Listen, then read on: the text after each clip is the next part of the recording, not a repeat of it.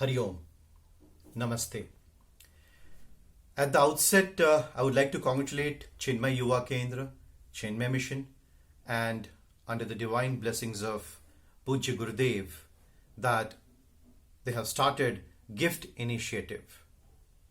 Gift, that is Gita, an inspiring friend to treasure. Treasure that you can have all your life. Treasure to share amongst your friends. Vyaye krute vardhate eva nityam. A treasure that increases the more you share and distribute.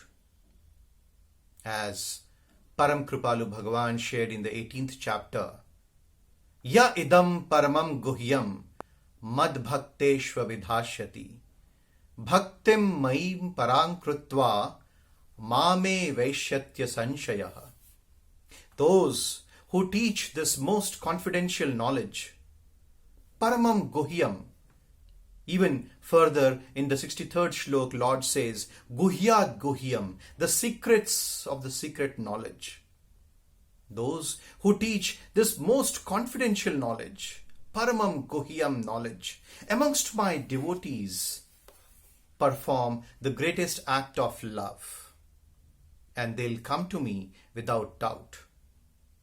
So, my dear friends, the opportunity to engage ourselves in devotion is a special blessing of God. But the opportunity to help others engage in devotion is an even bigger blessing, which attracts the special grace of God. Whenever we share something good with others, we benefit from it too. When we share whatever knowledge we have with others, by grace, our own knowledge increases as well. And what better day to get associated with this yagnam than National Youth Day?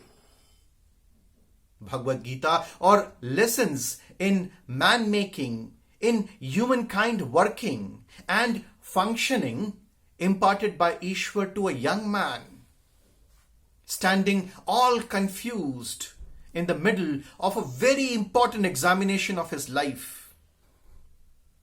So, my dear friends, this is an address and a guhyat guhyam jnanam, secrets of the secret knowledge, to the young audience. So, ladies and gentlemen, Devyo or Sajjano, gift, that is Gita, an inspiring friend to treasure, is an awesome gift to the youth of our great nation, Bharat. No other book or no other scripture has influenced Gandhiji and shaped his character and transformed his life as profoundly and as permanently as did the Bhagwad Geeta. Among several books that he has read, amongst several texts that he has gone through, Gita alone became an unfailing source of strength and solace to him in the darkest hours of his life. As a spiritual reference book, the Gita was not only his constant companion, it was Mahatma Gandhi's eternal mother, whom Swayam Gandhiji, he has esteemed even more than his earthly mother. My dear young friends, one of the greatest contributions of Bharat to the world is Bhagwad Geeta, which is considered to be one of the first revelations from God. It is the essence of Upanishads and a complete guide to practical life. It provides all that is needed to raise the consciousness of person to the highest possible level. To motivate Arjun, the young warrior, the young man who's standing before the most important, the most crucial examination of his life, the young man who got mentally disturbed upon seeing those which are his near and dear ones, whom he is supposed to fight in the war of Kurukshetra.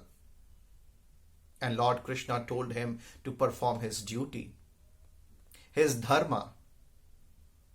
In the 18th chapter, Bhagwad Geeta, one discovered wonderful management guidelines which are applicable even today.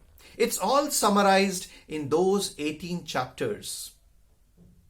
The general principles of effective management can be applied in every field, the differences being mainly in the application than in principles.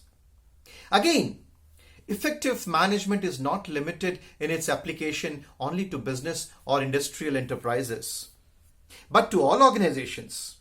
Whether you're working in a non-governmental organization, whether you're working as a manager in a corporate body, or you could be working in a government setup, lessons of Bhagwad Gita are valid, applicable to you, not only in your workplace, but even in your day-to-day life. What could be manager's function? And if I may sum it up, forming a vision and planning the strategy to realize such vision, cultivating the art of leadership, motivating your subordinates. What was Lord Krishna doing at the battlefield? He didn't pick up even a single weapon. He had taken a vow not to pick up weapon and fight directly. But he was in the forefront through his teachings, through his sermons, through his learnings that young Arjun received. Further, what are the nuances or salient aspects of a manager? Establishing institutional excellence, building an innovative organization, developing human resources, communication and team management, motivation, delegation, appraisals. So, management is a process of aligning people in search of excellence, ensuring their commitment for the corporate goal. And Bhagwad Gita, my dear young friends, is in true sense a tool for creating an environment for being a wonderful leader.